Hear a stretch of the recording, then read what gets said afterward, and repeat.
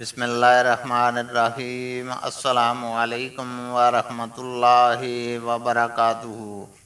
حدیث نبوی صلی اللہ علیہ وسلم ہے، ہم سے قبیصہ نے بیان کیا، انہوں نے کہا کہ ہم سے سفیان نے بیان کیا، ان سے ابن ابی نجی نے، ان سے مجاہد نے، ان سے عبد الرحمن بن ابی لیلہ نے، اور ان سے علی رضی اللہ تعالیٰ عنہ نے بیان کیا کہ مجھے رسول اللہ صلی اللہ علیہ وسلم نے ان قربانی کے جانوروں کے جول اور ان کے چمڑے کو صدقہ کرنے کا حکم دیا تھا جن کی قربانی میں نے کر دی تھی۔